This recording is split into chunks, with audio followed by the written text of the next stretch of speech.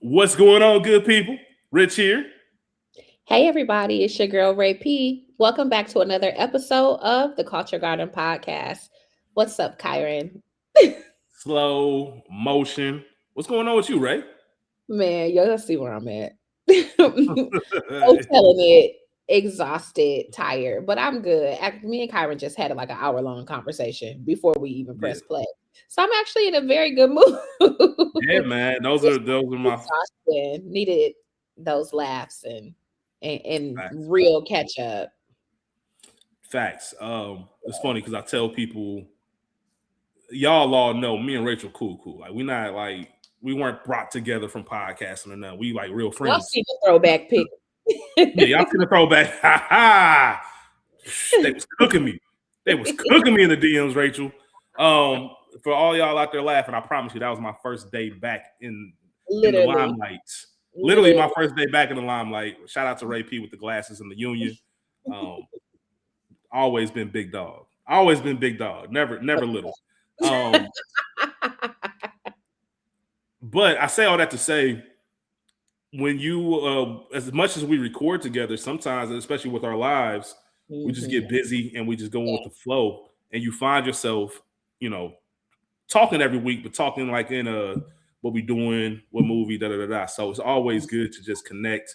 I called Rachel like maybe a couple Saturdays ago randomly. And I just hit you with it was a 5-minute combo, but I'm like, yo, I ain't just talk to you in a minute. Like I just wanted to call. It could have been a text message, but I was yeah, like, nah, I'm just about to call you just because it feels good to talk for on some sure, friend shit, not know like we got to do this or we supposed to be doing that.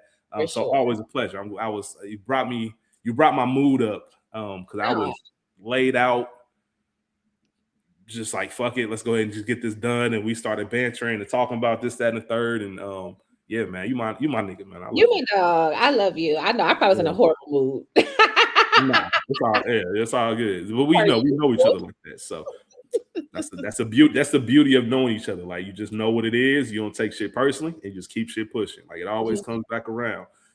So I do appreciate that, and I mean, we did briefly talk about that this in our preamble to recording, but like, I think when you really know people, you know when it's something on it and when it's not. mhm, And so I'm truly appreciative for the yeah. people that know.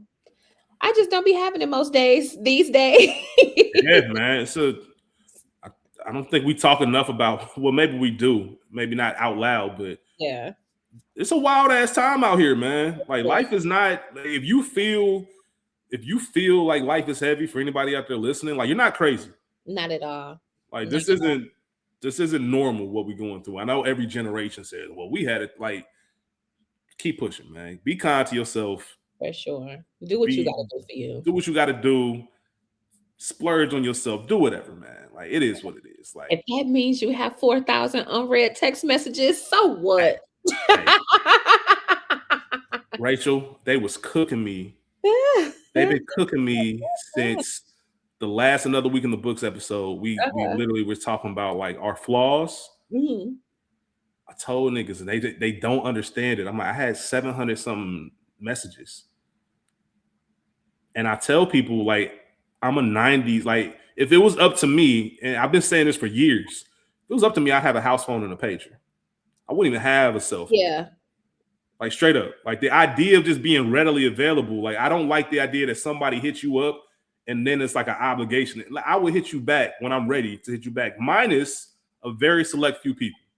There's a very select few people that, all right, you hit, I see your number come across, bet, I got If at this current juncture, and this is not being braggadocious about it, like I really do need to work on this, but if that convo ain't pinned, I might not see it.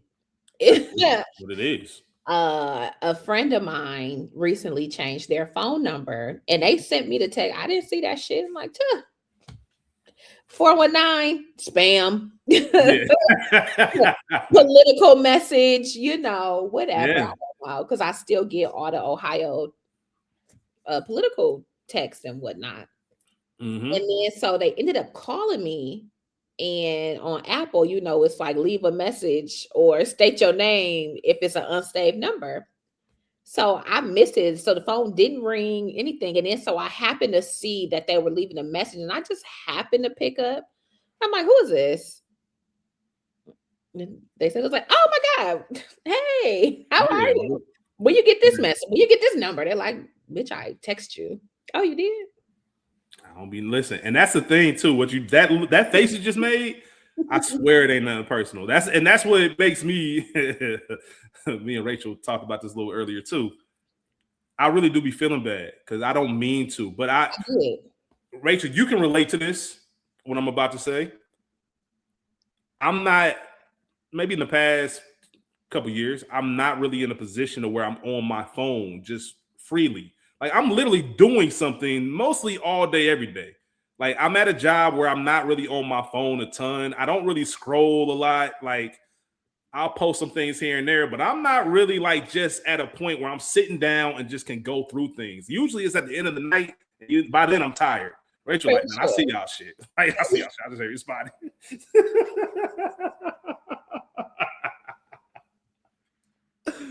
Oh shit. I be scrolling. I be Hey, scrolling and reposting. But I'm not talking to y'all. I'm talking to me. there you go. There you go. Like, I'll get back to y'all when I'm ready to get back. Sometimes ain't nothing to say in the moment. I'll just be so tired. So thank y'all. Thank you all. All that to say, Yeah. thank you, all of you who love us. And those of you who continue to engage and listen, please. Mm, Q3, Q4, I'm gonna be on it. And I do want to be better because I don't want anybody to feel some kind of way because it's never my intent. Like if it's something personal with me, I feel like you know better than to even be talking to me. So Mhm. it's truly not that. But I just be so overstimulating to your point, like I travel, I'm gone, I'm in hotels pretty much every week. I'm always on a plane when I'm actually at work. Sometimes I'm in the trenches. Sometimes I got scroll time. I don't know. It just Mhm. depends. But love y'all. Thank you for your support in life and in the podverse. Yeah, absolutely. Absolutely. We That's it. appreciate y'all for real. We We appreciate y'all. appreciate For y'all. We sure. getting better. We getting better. Shout out to school. Shut to school. Shout out to Who school, fuck man. School asked want. you? Yeah, who the fuck asked you? Shout out to the pod, man. Putting up episodes. I believe they'll have another episode here soon, or they recently just released one. Um, Shout out to Light Reel. Shout to Light Real Light Film Fest. coming By up. the time, yeah, it's coming up. By the time this episode that we're discussing releases, we probably would have had Tim already on our show. Mhm. Tim Gordon's the executive director of the Light Real Film Fest. You might be familiar with him because he was on an episode with the three of us maybe a year and a half ago, Mm. discussing Black Real Awards. Yeah, Him and Cordell. So shout out to them and looking forward to meeting everyone and just kind of for connecting, sure. networking. Gonna be a fun time. If you're in the DC area or if you're not and you want to, pull Hello. up. Yeah, Union Square, Union Market in DC. It's gonna be a great time. Come holler at us, come hang out. We know some people that we went to school with that already done hit us up. They live in the area. Say less. You know, Sure. so we looking forward to all of that. And remember to like, subscribe, share, tell a friend to tell a friend. You know, we're still Yeah. out here putting up numbers. And as I've been mentioning, June is going to be the return of We Got Y'all. Woo! 2 shows that I'm really looking for. I'm really looking forward to talking to about both of these shows and seeing where they go. I'm excited to talk about both of them as well. Yeah. Am I excited to be doing promotion? No, but am I excited to watch and talk about this? Absolutely. Yeah. Absolutely. We love Raising Kanan, arguably the best show in the Powerverse. And shout out to Queen Rhaenyra. I'll have my braids by then. By the time we get back, Yeah, we need that. it's back, baby. Yeah, We'll man. So I'm really really excited. So stay tuned into that feed. I know it's been quiet, but it will be back very soon. Very, very soon. And we'll have 2 shows for y'all, not just one. So So as don't it leave. gets closer, yeah, as it gets closer, we might do a little bit of switch up over Yeah, here. So we're not over. We've done that before where we've done 2 shows and Culture Garden, and it's overwhelming. So yeah. We might scale it back on the Culture Garden side and focus on We Got Y'all, or maybe drop every other week on Culture Garden. We'll figure it out, but we'll keep y'all in tune. Thank you for always hollering at us.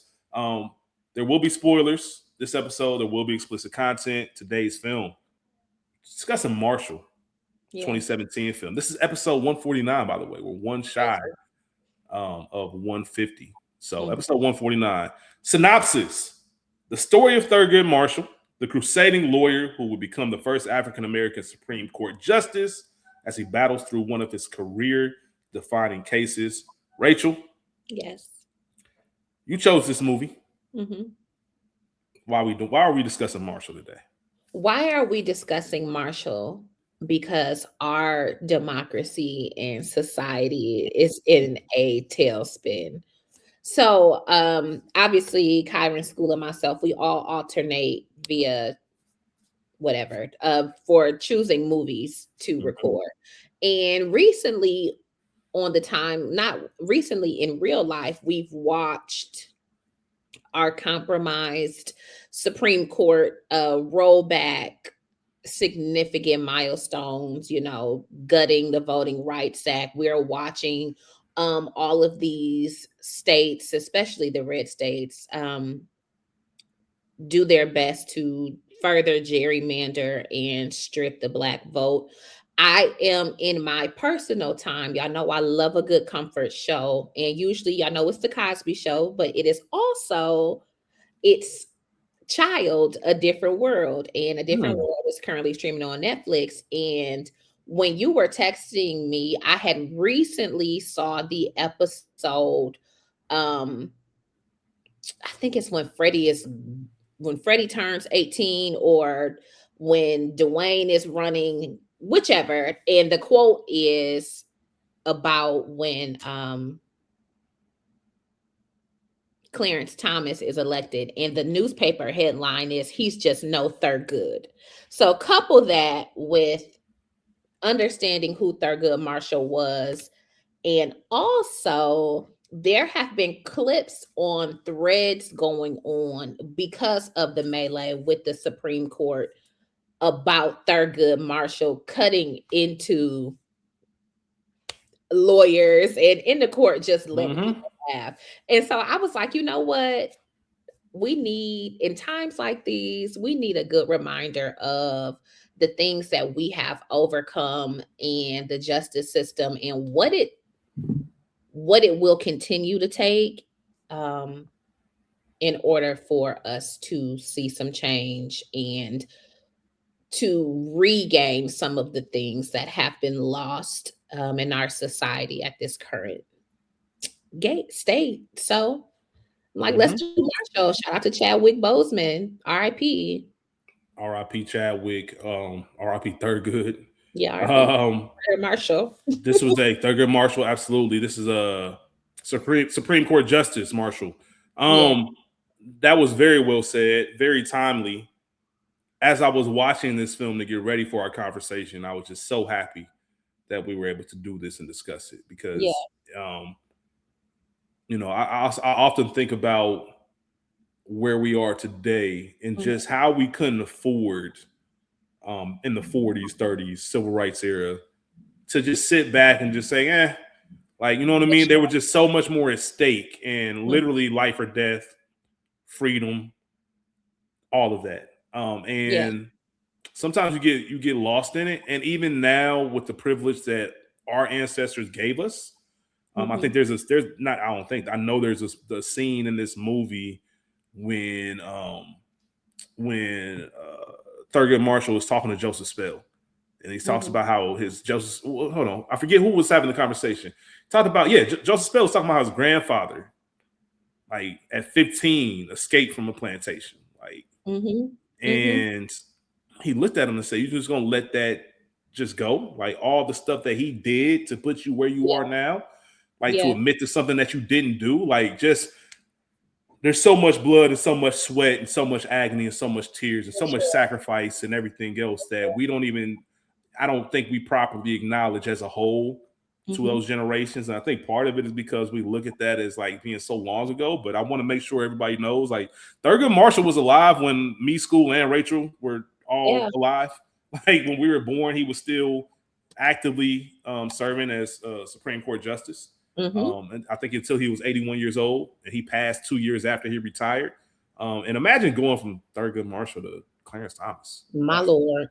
Either way, timely episode, much appreciated. This film released October 13th, 2017, directed by Reginald Hudlin, the legend. This is the fourth Reginald Hudlin film that we've done. I was thinking about it. We did House Party, we did Boomerang, Great White Hype, and now we're doing Marshall. Yeah. Had a budget of an estimated, actually, it was written, excuse me, I think it was a father and son duo, Michael Koskoff and Jacob Koskoff, who actually wrote the screenplay for this. It had a budget of an estimated $12 million, made $10.1 million worldwide, so wasn't really a box office success. Made $3 million the opening weekend. Yeah, of course not. Made $3 million the opening weekend. Opened up at number 11 in the box office. So, like I said, it didn't really make too much noise, but one of my favorite movies to watch. Like just a really good, solid movie, like all the way around. Part of that is because of who Thurgood Marshall was, and like you said, just cutting people up, letting people have it. Like I ain't going. We're not standing for none of this. Sure. Top 5 the week this was released was Happy Death Day, Blade Runner 2049, The Foreigner, It, and The Mountain Between Us. I said this last week or the last episode, I believe. None of them. I was watching Marshall over all of them. Like I don't give a fuck about what the numbers say. And it was in the theaters for a total of 14 weeks, and it's currently streaming on YouTube for free with ads, Stars, and Pluto TV with ads as well. So all 3 of those you can watch it. You don't even need to have a subscription outside of Stars.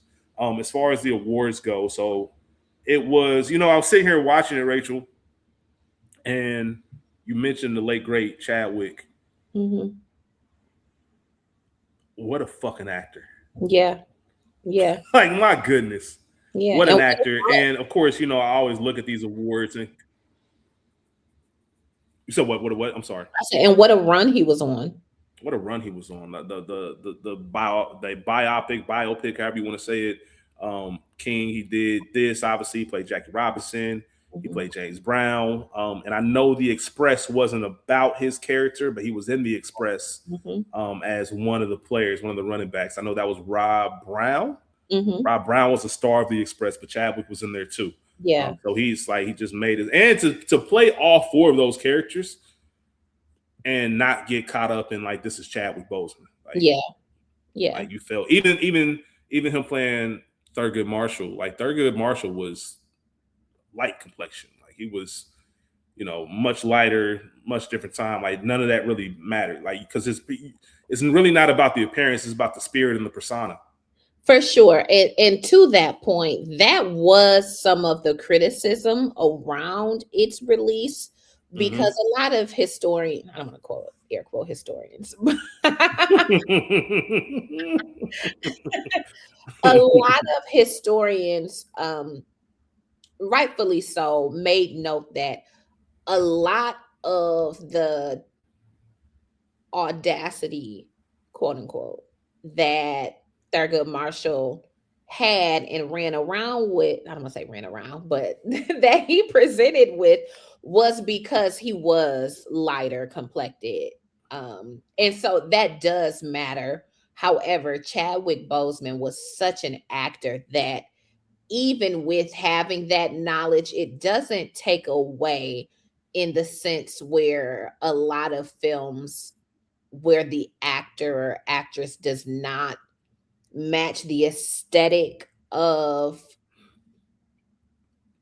the source, and it absolutely takes away from the film. This is not one of those cases. Looking at you, Zoe Saldana. That's if I was her, I'm spending every dollar I have to get that scrub. Get that scrub from history. That's if you know, we're not even gonna go down that path, but if you know what we're talking about, then you know what we're talking about. As far as awards go, it was nominated for an Academy Award, but it was for Best Achievement in Music, written for motion picture.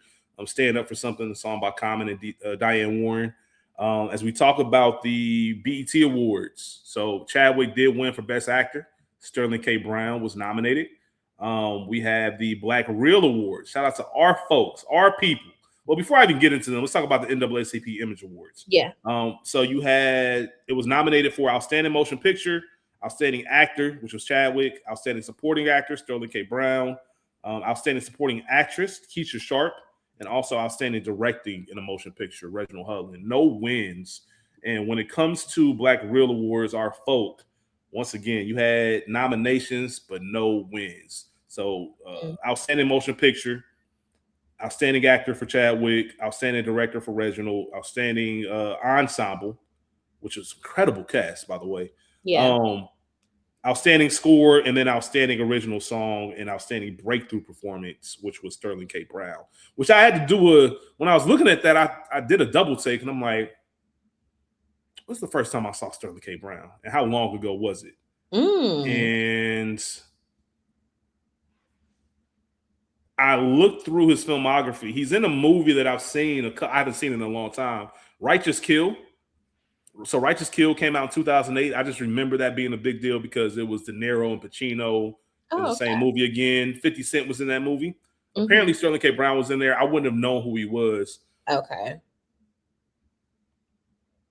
I guess it would have been this. Like, I don't know. I can't remember when This Is Us came out. I keep telling y'all one day. First of all, Sterling K. Brown's a G. I love him and all his work. And we know who he is now and how he's kind of running things. 2016. So yeah, I guess that would have been his big break. And I'm sure there's some other stuff I'm thinking about. There's a Sterling K. Brown movie that I want to discuss. It's just you got to be in the mood for it. Yeah. Waves with our guy Kelvin Harrison. Yeah, I saw that on a plane for the first time. Yeah, man. What a plane movie. What a plane movie. Yeah, it's a lot. It can be a lot. But sure. Sterling K. Brown. And there's another one that me and you have discussed a while ago that we still haven't surprised that we still haven't gotten to with Sterling K. Brown. More of a him and Regina. We'll talk more about that. But Honk for Jesus. Yeah. One of my favorites. Yeah, absolutely. But either way, great cast. Speaking of the cast, let's go in and get into it. We mentioned Chadwick Boseman as Thurgood Marshall, Sterling K. Brown as Joseph Spell, Josh Gad as Sam Friedman. If you look at the pictures of Sam Friedman in real life, Josh Gad looks nothing like him. But Josh Gad did a really good job of bringing. It's not a funny movie, but there are some moments that kind of make you chuckle. Yeah, just natural human moments, and I think Josh Gad kind of helped with that as well. Keisha Sharp, as we mentioned, is Vivian Buster Bury, who was Thurgood Marshall's first wife. She unfortunately passed of cancer in 1955, and he remarried 11 months later. That ain't my business. But either way, he remarried 11 months later. That's their business. Kate Hudson as Eleanor Strubing. Roger, I don't know why, Genevieve Smith as Walter Francis White. We also have appearances from Andra Day, Jussie Smollett, Chili Thomas as Zora Neale Hurston.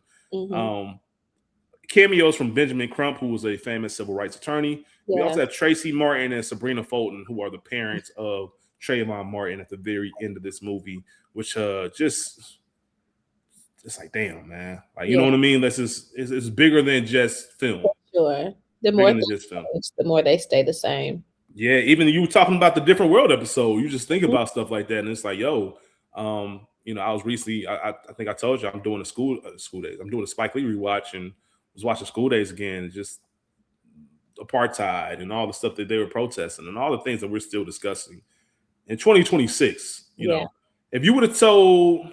I wonder if you could ask Supreme Court Justice Thurgood Marshall what he thought 2026 would look like if he would have said, like, all the work that we put in is being undone, I think he would have been like, nah, ain't no way. Like, we worked way too hard for this. But no, so he probably wouldn't be surprised though either. That's what I was about to say, because we as a people, and not all, have gotten very comfortable, Mm-hmm. and those who wish to keep us in bondage and oppressed have not. And so when you are not in the race anymore, it's very easy to be passed up. You ain't in the game, it's very easy to lose. And a lot of Mm-hmm. us are not in the game or as engaged as we need to be. And so I think a lot of our elders from that era and beyond are disappointed, but not surprised. Yeah.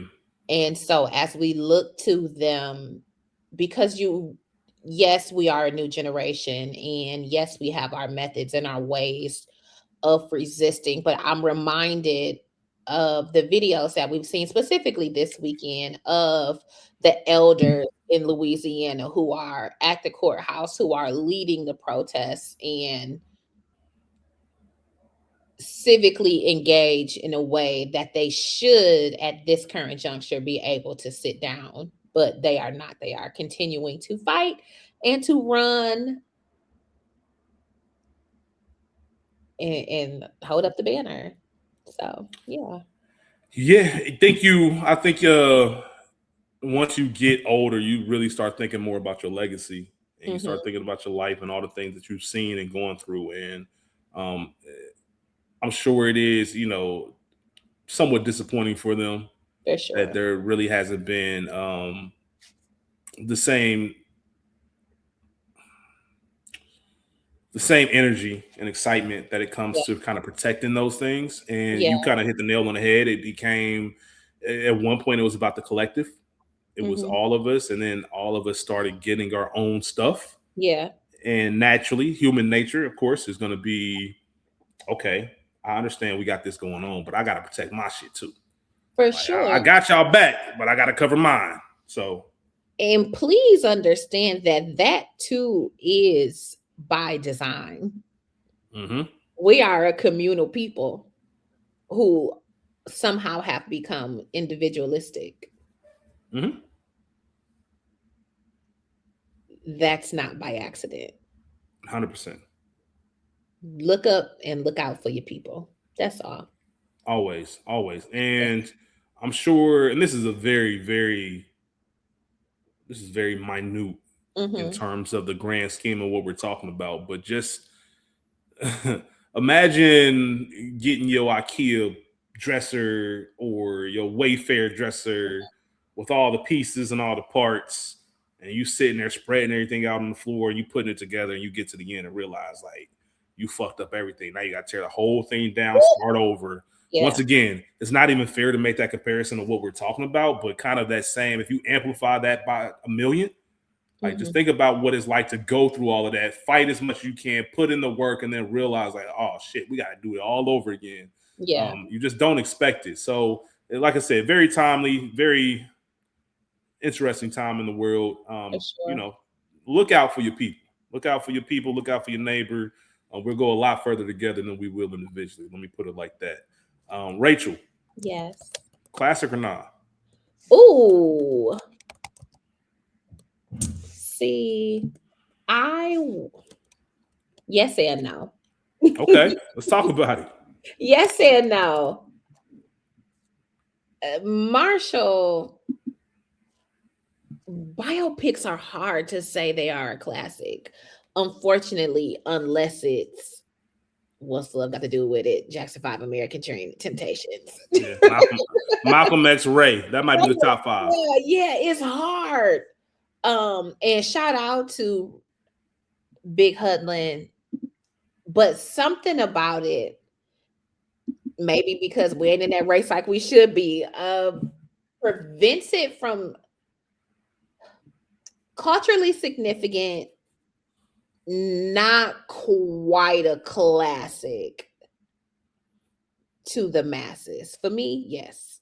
Pop culture, society, no. You said it perfectly. It's a classic to me. I love this film. Hmm. I wonder how many people. This might be the first conversation I've really ever had about the film. Yeah, and it's been same. out almost 10 years. So I guess that lets you know what it is. Like, you know what I mean? It's not a, we talked about the numbers that it did at the box office. It's just not that for people. But if you watch it, then you know, like, okay, then even if you take, Chadwick's, other depictions of real life people, this might be right above the Express, but underneath Get On Up and Jack at 42. You For know what I sure. mean? So but and I think Thurgood Marshall is just he's so much to him and he accomplished so much. We kind of had this conversation when I forget what episode it was, but we started it with a brief conversation about Michael Yeah. when it came out. We just kind of talked about biopics and just where the state of them. And I do appreciate them focusing on one area, like versus his whole life. I think that becomes a different movie. For sure. However, even then, there's so much more you could have just kind of delved into. As much as I enjoyed this, and another reason that I enjoy watching this is I always talk about rom-coms and thrillers, and a good courtroom drama is gonna get me every time. Yeah. It's gonna get me every time, and it's the same recipe. It's the same recipe. I was talking recently. I was having a conversation, and somebody mentioned like there's really only 7 original ideas, and that, like in film, and then everything else is just a spawn of it, like just a different twist on it, a version of it. Because we were talking about as God is. So check that out in theaters if you haven't already. Yeah. But a good courtroom drama will always do it. And I thought of Just Mercy when I was watching this, which is also based on real people, real story. And once again, just this is how it is. And I couldn't imagine what it would have been like in 1940, 1941, whenever this case was tried. To really think and know, like, and think about who like Thurgood Marshall was. He's the only attorney for the NAACP. Yeah. Like literally, if there's a case, and we saw this throughout the film where, Mr. White comes in, here you get your ticket, dog. You out of here tonight. Yeah. Like the sacrifice for the greater good. Like I can't be here with my wife who I'm trying to have a baby. I'm not there. I can't be there for quality time. As soon as I put my bag, Rachel, I'm sure you know what this is like. As soon as I put my bag down, I'm picking it right back up. Come on, I'm out the door because duty calls. But that's what it took at the same time. And to get this case, and they're very specific. We represent innocent people who are accused because of their race. Yeah. So A, I need to know you didn't do this. I'm not wasting my time if you really like just a criminal. And B, we're gonna fight like hell to get it done. And the odds are just so stacked against you. For sure. Just even thinking about that. So yes, it's a classic, but y'all ain't gonna say that. Yeah. But if you watch it, you can't help but to like it. Yeah. Do you remember your first time seeing this? Oh man, honestly, no. I did not go to the theater to see it. I know I'm in the number. All this shit. I'm part of the issue. I didn't go. I did watch it on TV, likely when it was on Showtime, HBO, Stars. But to your point, once I saw it, I fell in love with it as somebody who is a history buff who minored in Africana studies, who loves films. I don't remember my first time. Me neither. It might have been we just talked about plane flights. It might have been a plane flight. It might have been just a random, Chadwick. You know what I mean? Like, let me check this out. Because I'm familiar with Thurgood Marshall, I'm familiar with Chadwick, Reginald Hudlin. And it's like, okay, that was really good. I just don't remember. I know I didn't go to the theaters for it. Yeah. And I know it is in rotation. Because it's a very digestible biopic as well. It almost doesn't feel like it. You can make an original story, or I won't say original, but you can make a screenplay just about some random lawyer you made up and tell the same story, and it holds up. So they did a good job of it being appealing to just the average viewer, especially for 2 hours. Yeah, for it to be 2 hours, absolutely. It's actually, recently I've been looking at 2-hour movies and been saying about 10 minutes too long, 15 minutes too long. I think this was perfectly timed. Yeah. And you knew exactly where the wave was going. And like I said, you've seen the movie before, even if you haven't. Even if you've never seen this, you've seen it. You've seen it. But it's still got the twists and turns and just the overall acting. That's what separates it. And I talked about it as we kind of get into the film. I talked about what it would have been like or how heavy it would have been to be trying cases in that time. And you see it in the intro. Like you see Friedman doing his, insurance, cases while you have, Thurgood Marshall in I'm assuming that's the Deep South. I can't remember where they were in the beginning. Yes, they were somewhere in the South. I was gonna say, but the case takes place in Connecticut. So the main case, but the intro when we see him because he lost that case, but he's holding the baton, referencing the cops mentioning it's a nigger beater, and kind of putting this confession on Mr. Lyons. I forget his first name. And he's trying to get him off. And we don't really see the verdict, but we hear him on the phone saying, like, we can't afford to lose this one. Like, it can't be another one. We need this one and the one after that. Because there's so much, like, even when you get to the main case in the film, when you talk about Joseph Spell,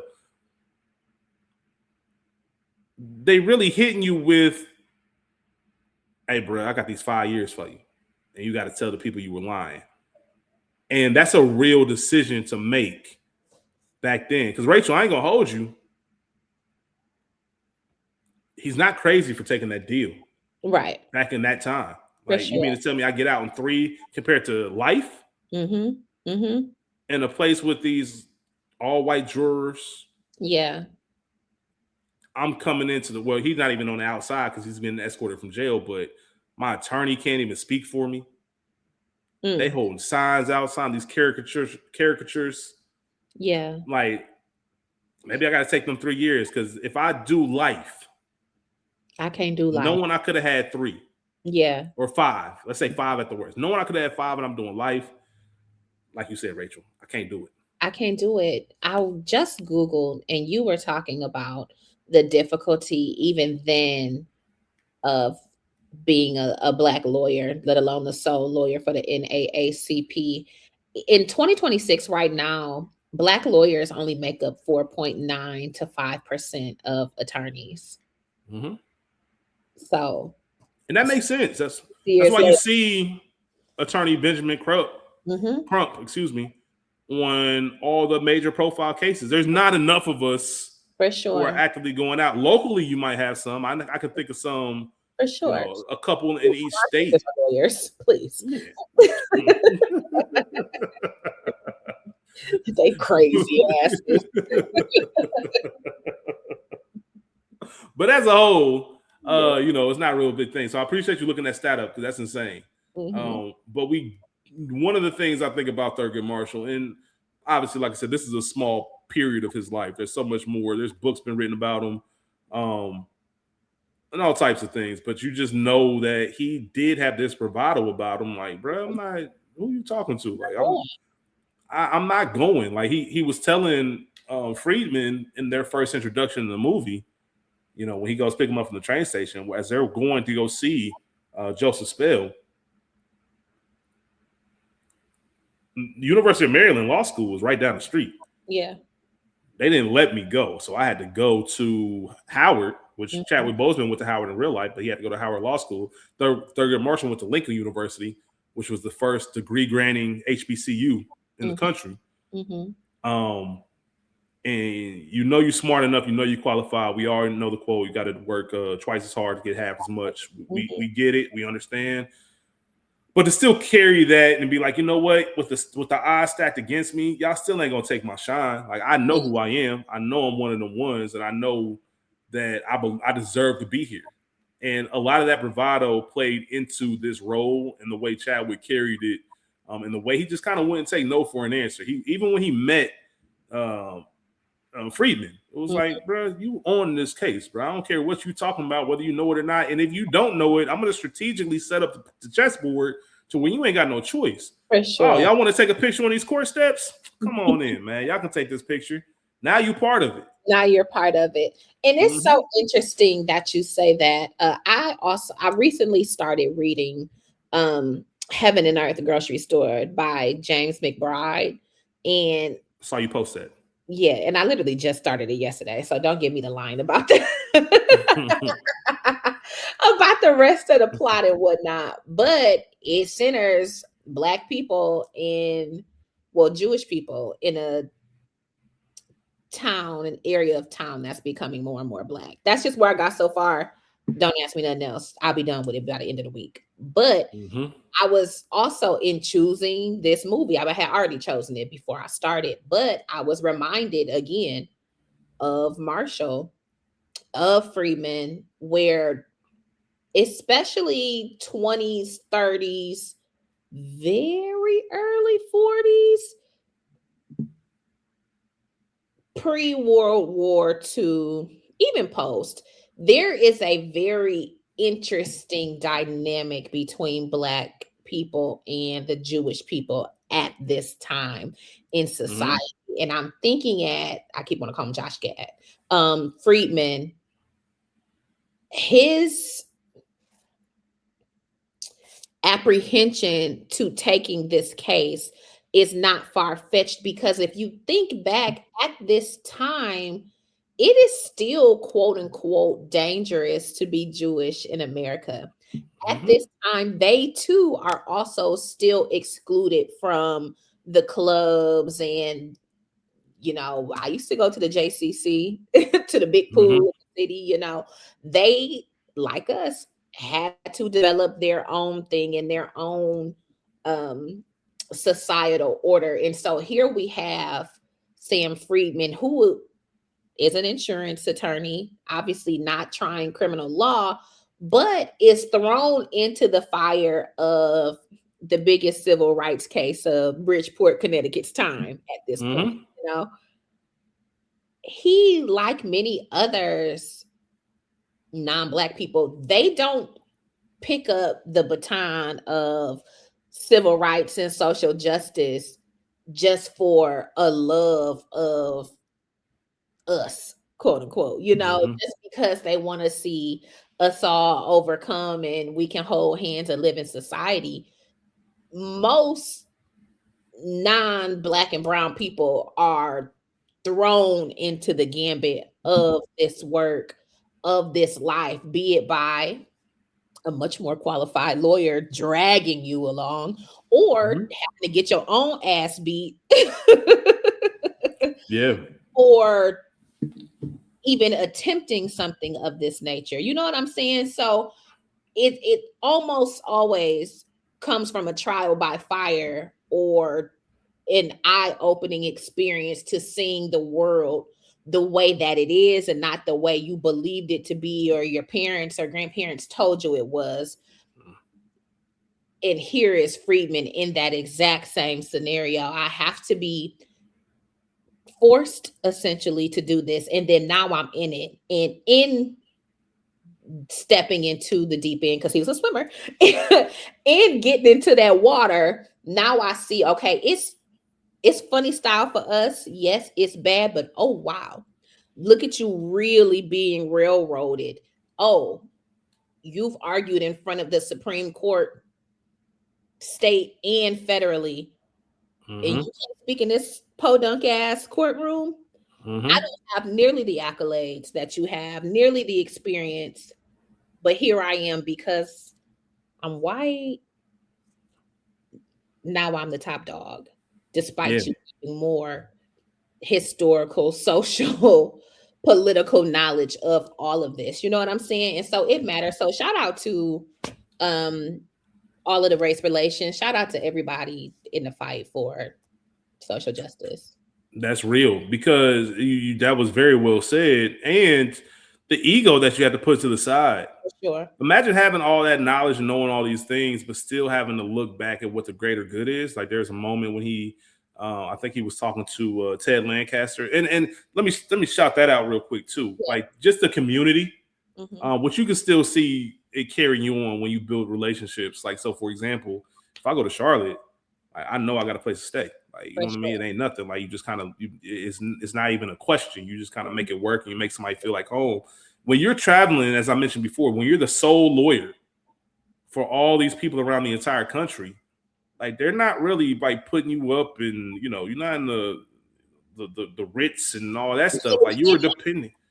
There you go. You might not be able to get in it.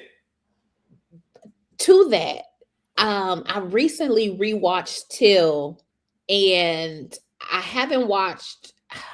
I thought about watching Selma as all the protesters were on the Peaches Bridge, but I just couldn't take it. It's just too much at this current juncture. But in watching this, I was reminded as Thurgood. It feels crazy to be calling him Thurgood. Yeah, that's why I've been bouncing around between like Supreme Court Justice Thurgood Marshall, or you want to call him Mr. Marshall. It's weird. What? Yeah. I called him Frater Marshall earlier. As Justice Marshall is travailing throughout the country, much like in Till, much like in Selma, probably in Green Book too. These prominent Black activists, scholars, lawyers, beacons of society throughout segregation and Jim Crow and all of that, they're not at the hotels. There are safe houses, quote unquote. These are other primarily Black, well-to-do people in these cities, counties, and towns who open their home. And that is what we see when Justice Marshall gets to, I don't know if he was staying in Connecticut or actually staying in New York. It's a hop and a skip. But he's in somebody's home doing all of this. I can't even get to the hotel.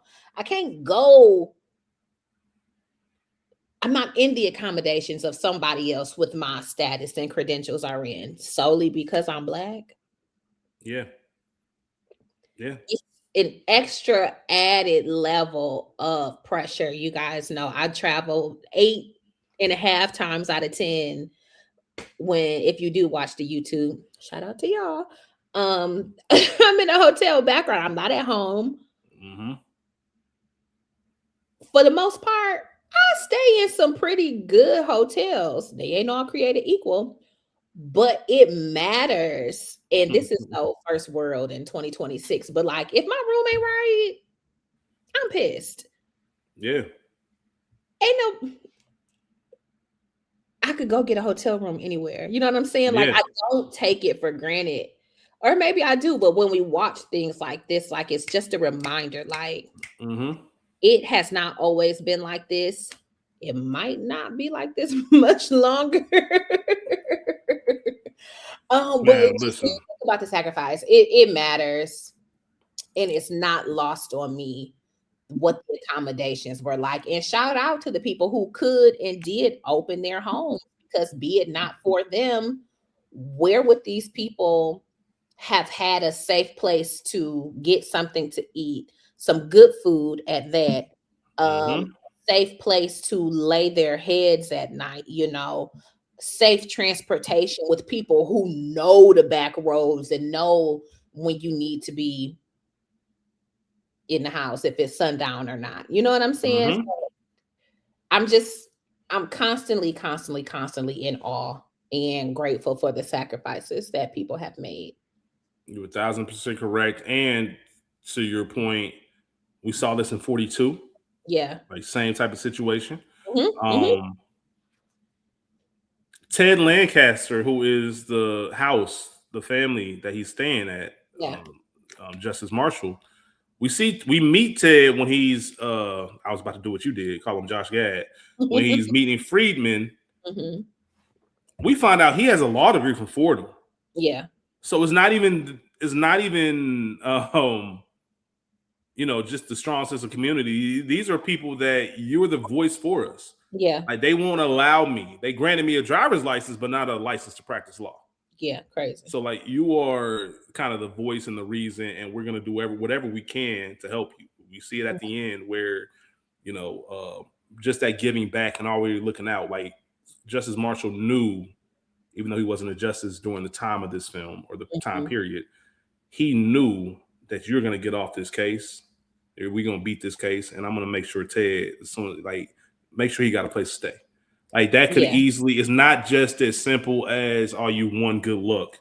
Let's make sure we rehabilitate you properly back into things and make sure you know that we got you, because it's not going to be easy for you. You still got all these people around town, as we saw.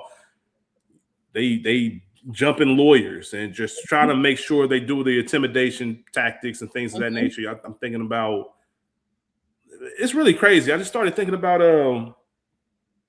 I'm not even going to mention his name, that idiot who hopefully gets every single minute of time once that case goes in. But there's a person that uses his platform to rage bait people.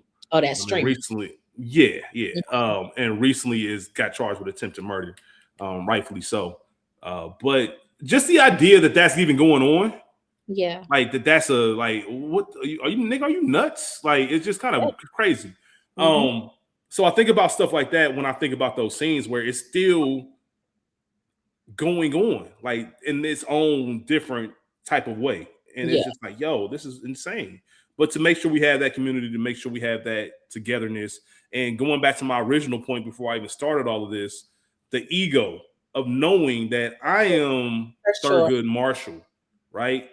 I can't even try to, he said, like, I've been in front of judges who were Grand Dragons of the Ku Klux Klan who made me enter the court in the back. And I never had no shit like this happen where I can't talk. Like, can I be heard? No, you can't. There was a moment when Mrs. Strubling is on the stand. They ask her to point out her accuser, the colored man. And as he's sitting next to his attorney, who is Justice Thurgood Marshall. Yeah. Which colored man? Like, are you fucking serious? Yeah. Stop playing with me. That's all the stuff you had to go through. So to have the ego of knowing, like, hey, every word that he says is coming from, like, everything out his mouth are my words. Yeah. Like, I could sit here and really try to, fight the issue. But at the end of the day, this is really about getting his brother, free. And if I got to sit on the side and I can't say nothing, it is what it is. It's just insane. Now, one thing that I thought was interesting as we get into the film, because I think they did it just to show us there was a relationship. Yeah. Langston Hughes and Zora Neale Hurston, August Wilson. Yeah, all of them. I guess when you go to school, because they really did know each other, they went to Lincoln and all that. Yeah. And if you don't know who they are, then please stop this podcast and Google. I remember thinking, like, hearing or reading that they were going to be in the film. And then I was like, oh, I thought they were going to be much like a more prominent piece. I think it was just to kind of show the relationship was there. For sure. And there's a book called Zora and Langston. They had a very unique, interesting friendship and relationship. We'll just put it like that. Even with Langston Hughes and, like, what they alluded to in this film, like, for him to only be here in one scene, like, they gave you the subtle hints. They gave you the hints about certain things, and if you know, you know. He lived in a time where things weren't confirmed, but things were very much speculated. For sure. And you saw all of it in this random scene. And it was like one of those, okay, then, like, this is cool, but I didn't know how it fit in. It was just kind of there. But it is what it is. Like I said, do your research, do your Googles. You'll know exactly what we're talking about. Very, like I said, interesting, complex relationship between the both of them. We're talking about the Harlem Renaissance age and all of that. Just, two people you want to know. But one thing I really appreciated, and I always appreciate when I watch courtroom dramas, Rachel, I don't think I could have done it, but I love attorneys and the work that they do. Yeah. And, like, just the understanding of the law and trying to figure things out. So once Freeman is kind of forced, for lack of better terms, on this case, like when him and when Justice Marshall and Freeman go to the scene and he's doing subtle things that you're not picking up on, and he's messing with them, like, it's an old Negro superstition, just take parts of the earth with you, things of that nature. And he's really just collecting the evidence from what I saw in the documents, right? A lot of this is just information, and he said it perfectly. It's not our job to prove in it. Like, it's their job to prove beyond a reasonable doubt. It's our job to poke holes, and that's all he was doing, and knowing how that works and knowing the ins and outs. Brilliant, brilliant law mind, just a brilliant law mind. And you start seeing them kind of putting the pieces together. And like you said, I also have to do this through another party because I can't get up there and stunt the way I want to. Everything's stacked against me. I got this bigot of a prosecutor, which I think the quote was, "If you didn't come off the Mayflower, he ain't got nothing to do with you." Yeah, that's just kind of how it was. He was born accepted into Yale, I think was the quote as well. Yeah. So you have all of that going against you. And this is, mind you, this is the North. This ain't even, we're not even in Mississippi or Alabama or all these states. So you can only imagine if it's even going that far. Don't get me into my de facto versus de jure segregation bag. Bruh, I love history. This shit is so fucking I love it. Nah, because listen, if you don't pay attention, it's bound to repeat itself. Here we are. There is a very wildly popular misconception of the North not being racist, but as we consider, as we open this movie up, we're hearing Justice Marshall talk about how he lived right down the street from University of Maryland and couldn't go. Maryland was a slaveholding state, technically. While it is in the North, technically it is below the Mason-Dixon line, quote unquote. Dr. King has a quote about, yeah, the South is what it is, but man, have you ever been to Boston? Have you ever been to Chicago? We talked about Chicago is just Mississippi with skyscrapers, you know? Quick story. Yes. My sister lives in Maryland. Yes. Hey, sis. Shout out to Big Sis. I remember her telling me once when they were looking for a house, because she was in DC and they knew they were moving to Maryland. So as they were looking for a house, they're in this house and the realtor's showing through things, and they're like, you know, just as you grow up and you know houses to be how they are, constructed how they are, just notice randomly, why is there a kitchen in the basement of this house? Like, what's and for a second it was like, oh, hold on. And they put it together real quick. And it's funny because they talk about how the realtor kind of froze up. Like, yeah, nigga, these are slave quarters. Yeah. Like, these were slave quarters. And that's why the kitchen's in the basement here, because they would be down here and bringing the food up. I say all that to say that's Maryland. Yeah. Like, that's, like you said, Boston, Philly, Chicago, all of these places. Like, it's not, I don't want to say it was worse, but it ain't like a walk in the park. Just different. Know what I mean? Just different for sure. And just being able to like keep your wits about yourself. Because we talk about the press and how much they play a role, even today, how they play a role. But he used all of that to his advantage to bring attention to the case. He knew exactly what he was doing, and also had to teach Friedman how the game works. Like, even small stuff like jury selection. Like, bruh, like, I know you don't want this woman because you think X, Y, and Z, but if you're not looking at the right stuff, like that woman, I know people. I've been around, the block. I know if there's one thing that these Southern women hate more than coloreds, it's arrogant Yankees who feel like everything's owed to them. And I paid attention to her body language. I paid attention when you were speaking and he was speaking. Like, these are the things that you need me for, because it's not just about the law, it's about people as well. And you can tell once again that he already knew what was going on and finally got Friedman to, kind of jump on board. Now, the case itself is absurd when you really sit down and think about it. Right? It's just fair.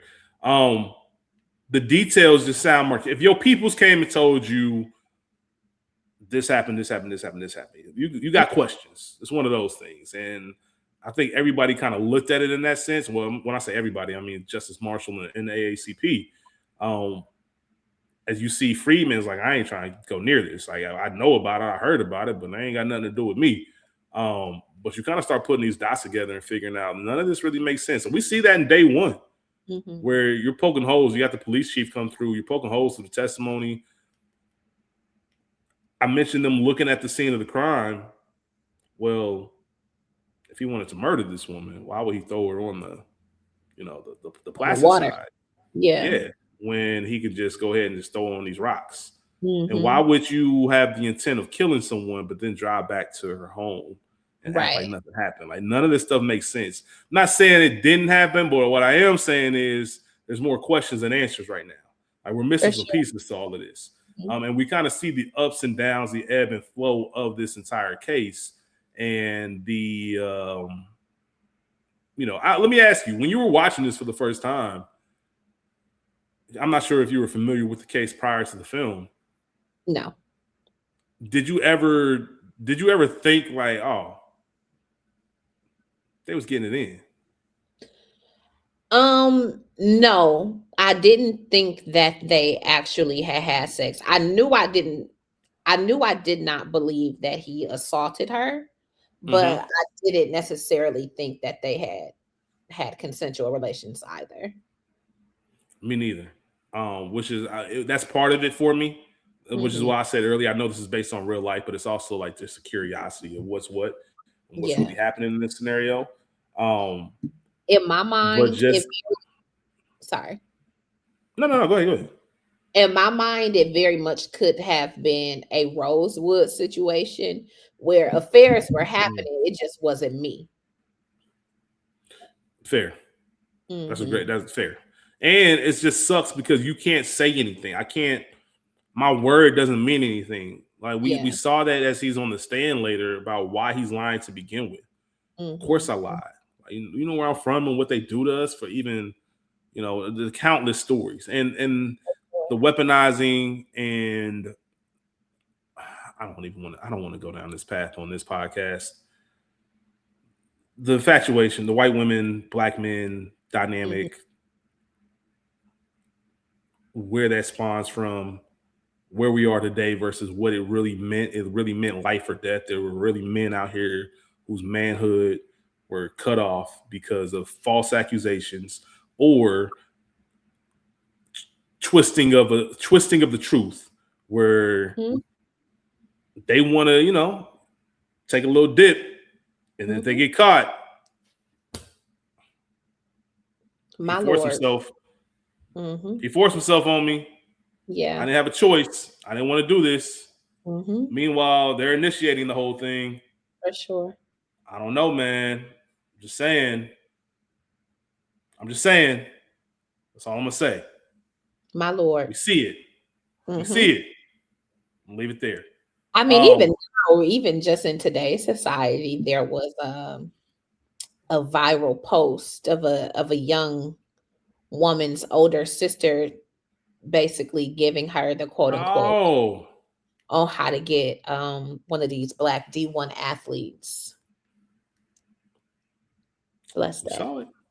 Speaking of, it's funny because I mentioned when we talked about awards, I talked about how great Chadwick is in this film, how much I enjoy it. This was the year Get Out came out.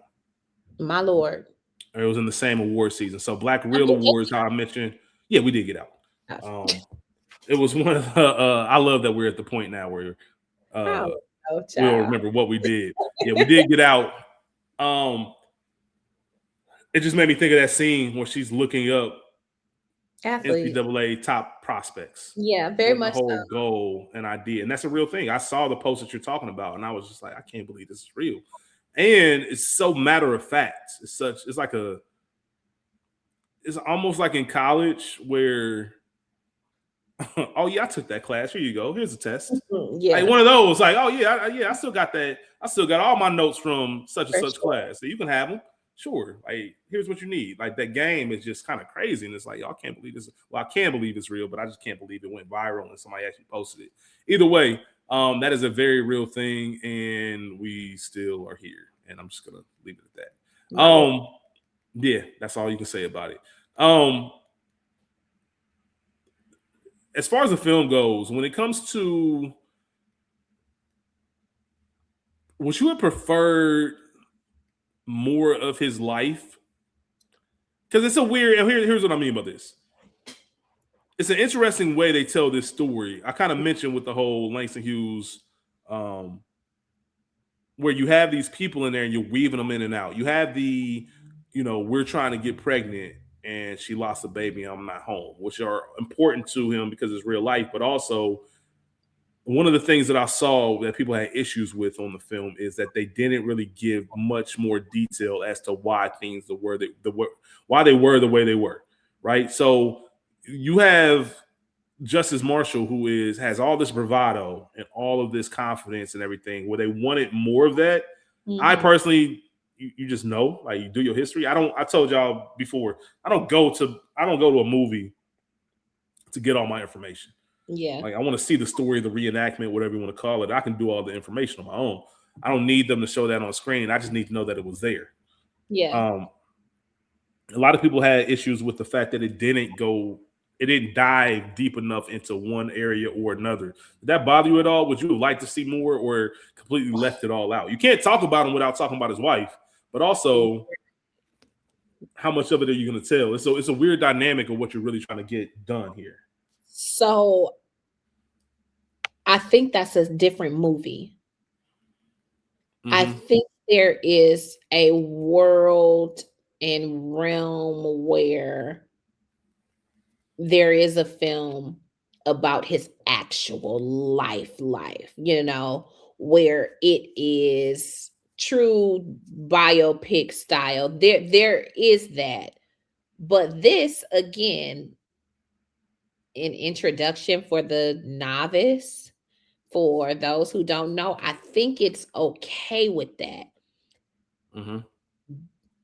If you're looking to know everything there is to know about Thurgood Marshall, no, it's not in this film. But if it's like, oh, now my interest has been piqued by this, then it does its job. Yeah. So technically, all that to say, no, I'm not bothered, but this is our only, that I can think of, Thurgood Marshall movie. There are 10,000 Martin Luther King movies. We can watch Selma, Lord Selma, regular Selma, Birmingham. So, like, we can watch 15 different movies about the life of Dr. King, and they focus on is on I Have a Dream. This is, March on Washington, same thing. This is about the bus boycotts. This is about that. Can watch Rosa Parks' story. This is only about the bus, not about anything she did thereafter. So I think there's room for the actual, or a more complete story. But I think for what this is, it's enough. Yeah. But I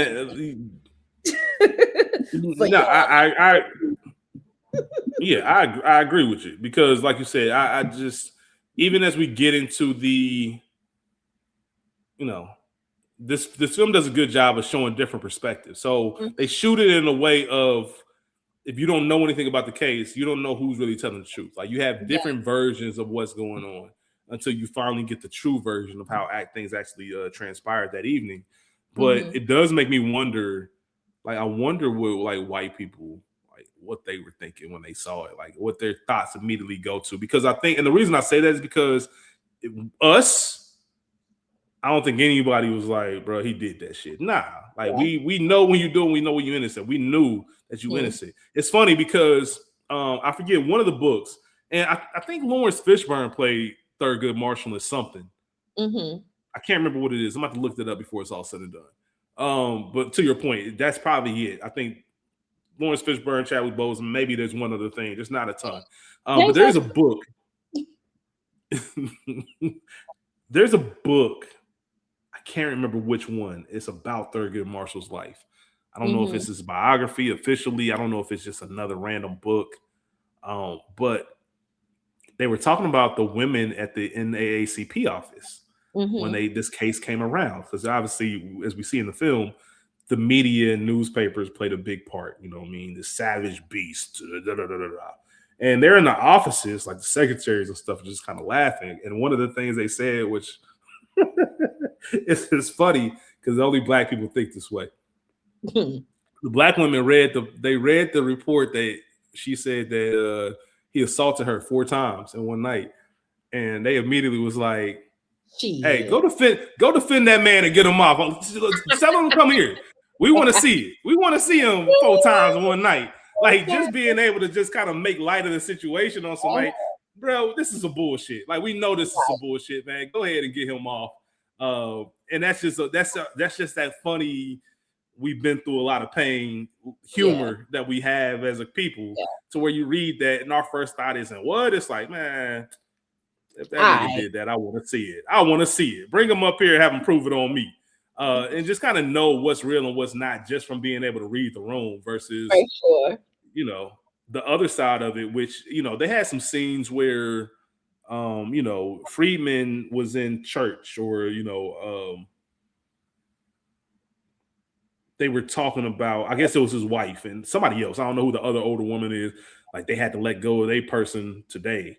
Oh, really? She was a sweetheart. She was there for 11 years. But what if one of her family members or relatives wants to come visit? They got to look out for their daughter. Just that mindset. That was a real thing. Like, people, they talked about it numerous times. People are losing jobs because they're afraid of having, you know, black people in their house, even as their workers. Yeah. And it was just like, yo, this is just a common perception. We know that just from looking at history, slavery, the whole nine of how we were depicted. And that's furthest from the truth.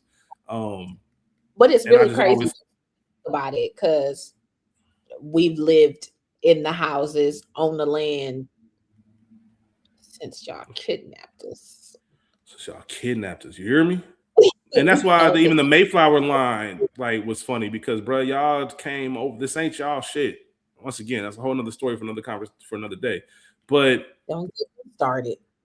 Yeah, I was about to say, though, I ain't even gonna go down that rabbit hole. But we still are, and y'all see it. Y'all see us coming to court every day with all these racist signs and stuff, and go home, nigger, and all of this. And y'all still trying to act like this shit normal. Like, all right, then bet. Like, say less. That's why I said, man, it was. I always got so much respect for our ancestors and the people who lived through those times, because it's so easy. Like, today, now you just kind of be like, what, bro? What?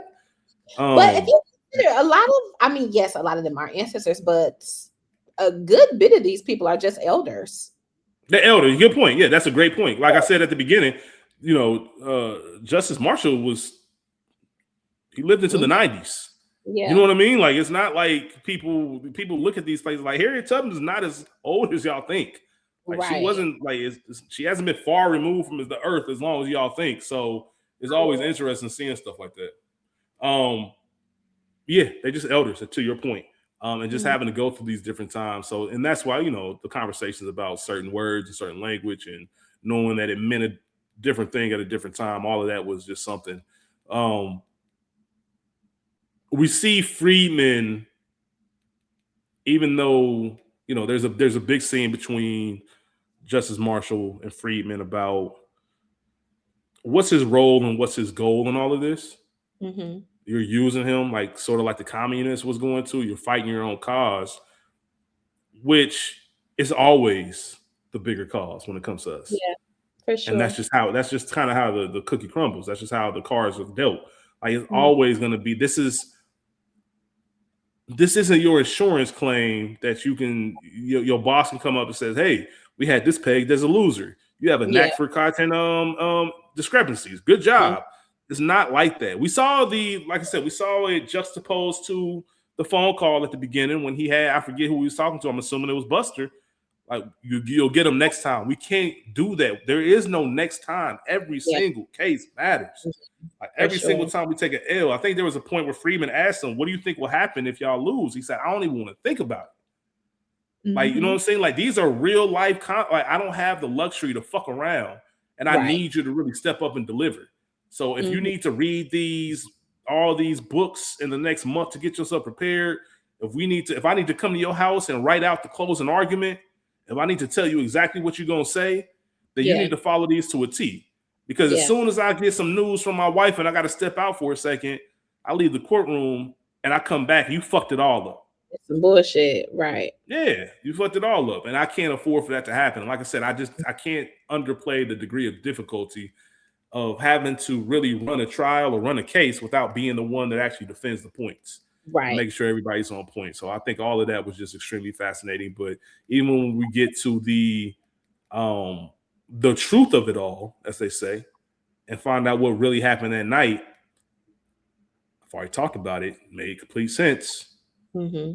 Your husband's always going, Kicking your ironically enough, home. kicking your ass, rude, typical 1940s white man. Mm-hmm. Um, not to mention, ironically enough, when he was away on business in real time for that week, he was in Cincinnati. So I was like, damn, man, here we go. But yeah, he was in Cincinnati that weekend while all of this went down, and just the disgust on his face. But as we said, that's how it goes down. Like, you are on a lighter note. We talked about this in Best Man. You know what I mean? We talked about this in Best Man. Like, where if you're tired of getting played, tired of getting abused, whether it's physically, emotionally, whatever it is, that person that's there and just kind of is warm and just kind of welcoming. And I guess I'm going to go ahead and take him in, and I'm going to see what we can shake. And it makes sense that she had that fear when you hear the dogs barking, because it was, and the pregnancy part of it. Yeah. If I got a black baby, once again, talk about life, the movie Life. A black baby, man, that changes everything. Like, people have to move. You got to move states. I believe in real life, they ended up moving from Connecticut somewhere else because it was just too much. She had been known, she was, and she in real life, she had been known to take outside dick. Oh. And I say that respectfully. Yeah, that was like her in real life. She was on that. Oh, wow. So that's what, like, so it wasn't like this was like, and that's why I think they alluded to when they mentioned the forewoman, or the forewoman, how when Justice Marshall was talking about, like, yeah, but she, people will listen to her. Like, you don't know what she knows. Maybe she's a drinker. Maybe she has a boyfriend in town. Like, those are little subtle things. Yeah. Almost like I said about Langston Hughes, where those subtle things where if you do some research, you'll kind of find out what they were alluding to. Yeah, she was really on that. Like, she, you know what I'm saying? She had a couple little slides through town. So all of that stuff was coming out in real time. You said what? Now she was going. She was going. She's a go rider. So she was on it, and everything. I love the doubt that they pulled up. Like, even the closing arguments of doubt. That's doubt. That's doubt. Because none of it makes sense. Yeah. You cannot tell me that you had a police officer, my lord, right there, white woman tied up, like you say, allegedly. A police officer gonna see a black man driving this nice car and this white woman tied up in the back, and you still in fear for your life? Get the fuck out of here, man. Come on now. You didn't call nobody. You didn't do anything, like, because you knew. And I don't know how it happened in real life, but obviously in the film you got the men are men, women are women. And that's when he put it together, like, yo, I think they were, because it did make sense. I did like the part that they put that in the film, where there's no way she would have known that he got stopped by the cops if she wasn't there, if she wasn't present. So that just kind of put two and two together, like, all right, you might have been there, but I think y'all was really getting it in, and just being able to play that, write that closing argument, even though, once again, we got a case down in Mississippi. We need you down there for it. I'm going to sit here in your place. You're not even trying this case. Go ahead and do what you got to do. And then, as I mentioned earlier, I forget what was the name of the prosecutor. I can't remember his name right now. Either way, he was scrambling, and trying to get that Willis. Scrambling, trying to get that case. We offered the 20 years. Y'all said no. I'm still going to go ahead and get this 5 years so I can protect this record, because they was grooming him for senator. You know what I mean? He got to admit that he lied on the stand, because ain't no way we're going to let you get off without, and make it seem like this woman did something. So you're going to tell everybody you lied. I love how Friedman said, yo, I told him it was a good deal. I told him I would have taken it, but I also told him I would never admit. Nobody should ever admit to something they didn't do. Right. And I feel that, and I feel the courage. And I'm so happy, like, in real time, that this worked out, and that he was, found not guilty. I was going to say acquitted. Yeah, acquitted. Found not guilty of the charges, just because of the impact it would have made. And there's plenty for every story like this. There's also like, you know, like Joseph Spell, there's also going to be 20 stories of people who are innocently sitting in jail, especially in this era, over false accusations. We did life, you know what I mean? We did life, all of that. Like there's everybody, not everybody's innocent, but a lot of them are. For sure. And we put it like that. You know, obviously we get more once the trial's over. You get the infamous whites only water fountain, just the bravado of it. Just like, nigga, like, we run this. Like, stop playing with me. I don't care what names on that sign. I'm gonna go ahead and drink out of it.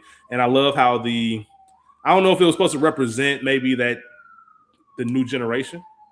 Not in a disrespectful way, but we're past this point. I don't care about the whites only. I'm drinking out of this fountain. We're fighting towards something different. We're fighting towards something bigger. But even like we just said at the beginning, unfortunately, a lot of that stuff is going backwards in time, and we still have to kind of. I would listen. If you told me that, if somebody told me, hey, I was walking down the street and I seen a white only water fountain, I wouldn't even be shocked.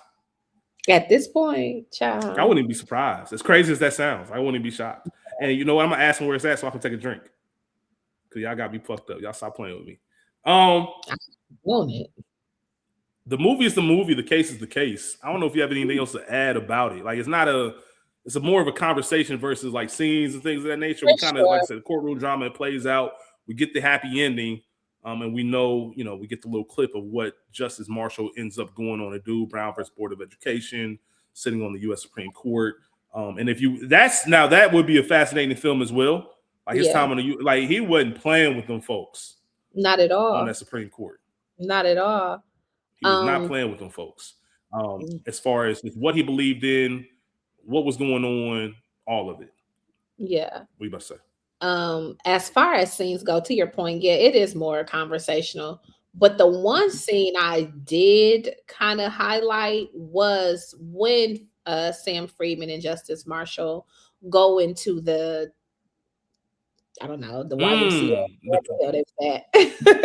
You talking about the club, like the country club? Yeah. Yeah. And again, I opened talking about it. Josh Gad, Attorney Friedman, again, he was Jewish. He also was not welcome in that club. And when Justice Marshall goes and makes his case, and they find out about the police, about the police stopping, and he takes a bite of the breadstick, whatever it was. He's like, you know, I've had better. I was instantly reminded, like, you watch videos or clips of a lot of the freedom riders, fighters, and they talk about, you know, we did all of this to sit at these counters, and this shit is horrible. Oh, shit, trash. Sorriest sandwich I ever had. And I was like, yeah, that's crazy. But it instantly reminded me of that. So that was it. Other than I love that. We've covered. Yeah, and if you don't know what Rachel's talking about, just Google it. Like these aren't like recounts of stories. These are real people who were actually frontlining and telling their stories about. You know, there's a whole conversation to be had about integration. Yeah. A lot of people felt very strongly about not, you know, remaining segregated and having our own. And you talk about the amount of time that the black dollar stays in the community, and all of that stuff compared to what it was when things were segregated. Very interesting conversation. We're not going to have it here. However, that was a very, go ahead. What are you about to say? Go ahead. No, I was gonna say that's a very common thing where you work so hard to get this way, and then you realize, like, oh, I think J. Cole had a line. J. Cole had a line where he said, "On one hand, you came a long way. On the other hand, you notice you went the wrong way." So it's kind of one of those weird things where I think about, why are you laughing? I'm quoting J. Cole. I don't want to hear no J. Cole. It's Friday. Ain't nobody trying to listen to no damn J. Cole. If you know, you know. If you know, you know. That's what I immediately thought of. I was so fucking weak. But I had that other look on my face. I really, really, really want to do Lackawanna Blues at some point. I'm gonna tweet Hill Harper at HBO again for the umpteenth time. Put the shit on Max. It's an HBO original. Put it on Max because I don't want to watch no movie on YouTube. Unless I Real. I absolutely don't. have to. Yeah. I want to know why it's not there. Like, I really want to know where that movie is. Like, where is Lackawanna Blues? Like, why are there certain movies that we just can't find in 2026 that you just don't have Right? access to watch? I need that. I need You know what I that mean? HBO Max. I need that movie. Yeah. I'm looking it up right now just to kind of see. Shout out Because it to is, and it's an HBO film. that's what I said. I know. Shout out to the legacy. Shout out to the old HBO who used to have all the original classics. But yeah, I'm gonna thank y'all. order it for you. But you don't have a DVD player, do you? No. Of course not. Like, Ray, I love Ray. If y'all didn't see Rachel's face when I asked her that, go back on YouTube and look. But I get that. Like, you would have thought I asked her if she had an 8-track. Like, why would I have a DVD player? It is on DVD. That's the only place I can find it. It needs to be on streaming. It I don't does. know. Either way. Rach, you got anything else to add about the film? No, shout out to a great movie, great cast, very well acted. If you don't know, history is bound to repeat it. Stay black, stay proud, stay strong, stay vigilant and diligent. Okay. That's a fact. If you are as good as the movie is, I know I said this earlier, but in all seriousness, take some time to really research all the names that we mentioned in this film because they live such incredible lives. And there's so much more to, I know this is biopic, but it's really about one specific case as we mentioned. So much more that you can learn and go through. Read the books, whether it's Zora and Langston, whether it's, I forget the name of the Thurgood Marshall book. I believe it's not an autobiography, but I'm pretty sure it's an authorized biography, all of that stuff where I mentioned, the women in the office, the whole nine, just everything in his life and everything that he did, even stuff that they mentioned in past about him suing the University of Maryland, all of that. I think all of that's interesting stuff that they couldn't fit into the film. But I think that'll do you justice even as you sit and watch this. So shout out to all the people who lived their purpose and made our lives better and stood up for us. We appreciate all of you. Rachel, there wasn't really much trivia. I said everything there is to say in that regard. So let's go ahead and get to the rating of the film. So the average viewer rates Marshall 7.3 out of 10. Too high, too low, just right. I don't want to say it's just right, but low key it is. I might say 7.4, 7.5, maybe, but 7.3 is good.